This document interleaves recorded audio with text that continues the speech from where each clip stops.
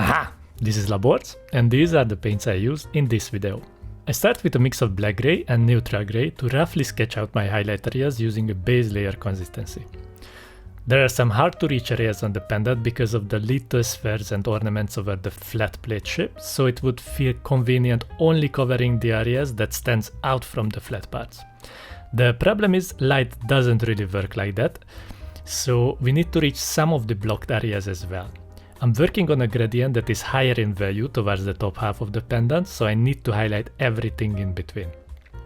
It's hard to reach some parts of the pendant, but not impossible, so try to angle the mini and your brush for better results. I'm leaving some dark recessed shadows between the little details, like the binding of the small sphere shapes, to bring them out a little bit more. On the back, I start with a scratchy pattern to add some wear and tear to the surface. Once I'm happy with the volumes, I thin down the paint to a thinner consistency and glaze over them to smooth out the transitions a little bit with a couple of layers. I start my brush strokes in the black parts and end them in the recent highlight layer.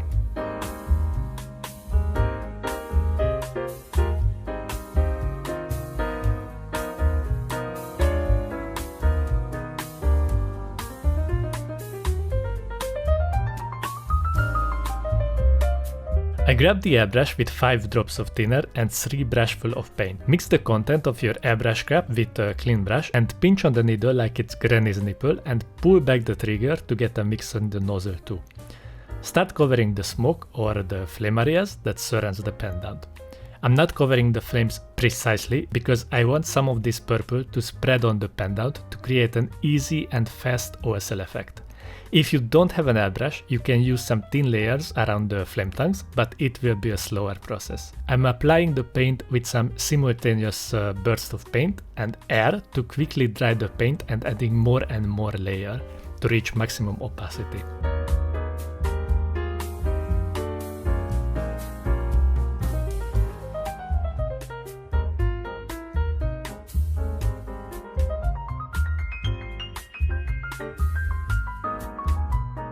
Now we have all the base layers over the mini, so we can get back to the pendant and reduce our highlight areas. I continue to add more texture over the pentagram and the flat parts with some small lines to create a contrast in texture. I'll make the pendant a little bit rougher so the purple flames could look smoother next to it. On the little spheres around the edges, try to line up all the highlights so all the beads have the same highlight angle. Don't place like a dot on the left side and one of them on the right side, because the highlight placement will look inconsistent and I will slap on your tiny hand. Edge highlight along the pentagram using the side of your brush tip to add more detail and leave some darker areas over the surface to have more contrast between the values.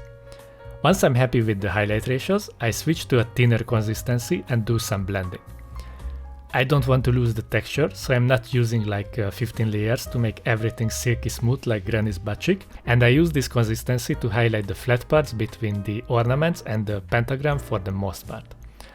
I do that because it's a little bit easier to use this consistency and more layers rather than a base layer consistency, because it's harder to get rid of those recessed shadows and make mistakes with the side of the bristles that have a base layer consistency on them compared to a thinner one.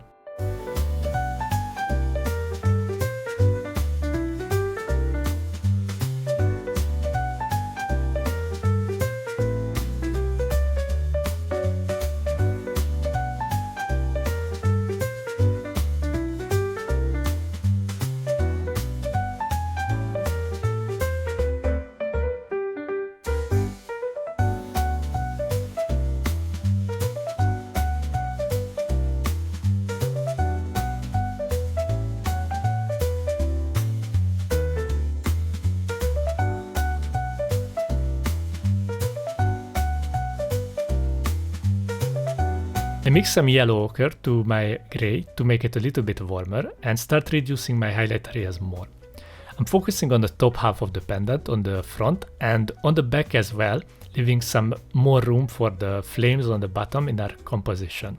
I follow the same rule like I would paint a human character to have the focal point on the face, but we don't have a head right now, so I'm just focusing on the top half of the pendant. We will work more on the flames, don't you guys worry. It's not like when you visit some friends with Granny and you put a nice dress on her and give her a nice haircut, everyone will focus on how nice Granny looks. But if the adult diaper is full, then you have to take care of that, unless it will ruin your Sunday brunch. I'm using thin layers now, so I can take some shortcuts with the blending and using just smaller and smaller layers upon each other to build up the opacity. The pendant looks more stone right now, but don't worry about that because we still need to add our maximum highlights in the next step.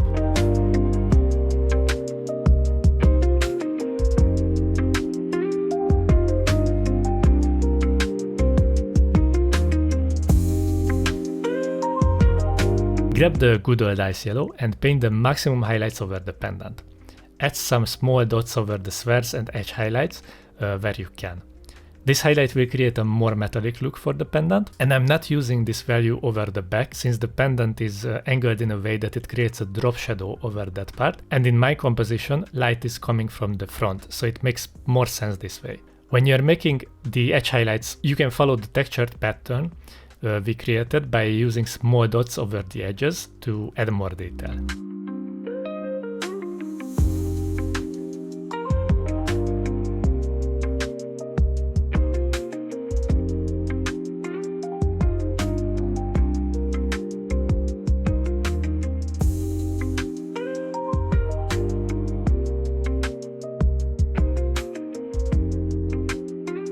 After that I went back to work on the smoke. I know I called it flames, but the shape of them is more smooth, so I'm guessing it's more like a smoke. You can use the same paints here like we used for Yennefer's OSL effect, but I'm going to use some Emperor's Children instead of white grey to create a more saturated color over the smoke. I'm reducing the highlight areas with some thin layers and building up the opacity with multiple layers. I'm just focusing on the larger areas of the smoke with the highlights. There is no certain rule that I'm following here, just adding some highlights where I feel like it. It's the same when I'm dropping the amount of Granny's hard medicine in her tea, you know, just eyeballing it and it should be fine.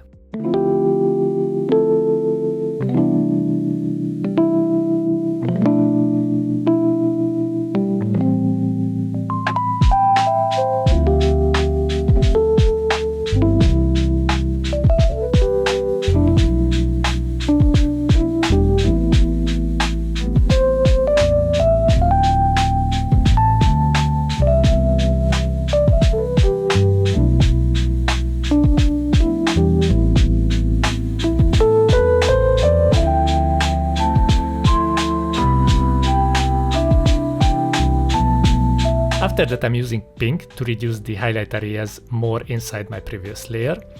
A little bit thinner consistency than last time, so I can make the blend smooth like Granny's butt cheek. Follow the smoke tongues with your brush and leave darker recess areas for more definition.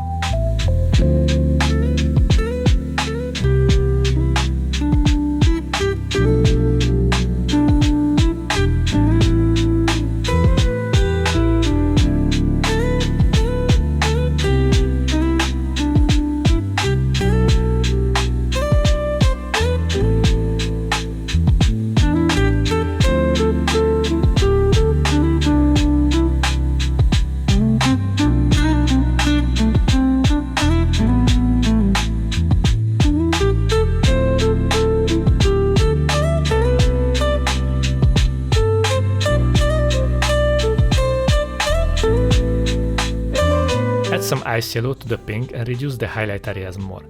Now the thin layers will be more translucent, so we are going to need more and more layers, but it's going to be nice and smooth if you are patient enough.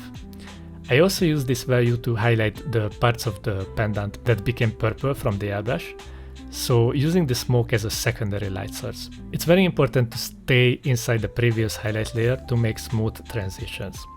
You can have some rougher blends too, but it will look more interesting if you have some contrast in texture between the smoke and the pendant.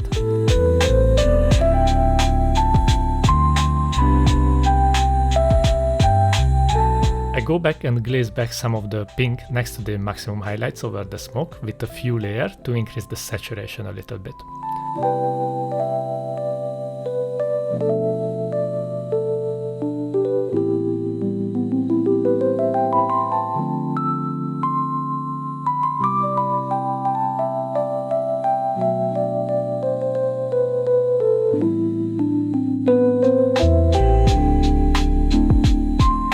Lastly, I finish up the mini with a layer of black around the edge, using a base layer consistency and rotating the mini with my hand while using the side of my brush's tip.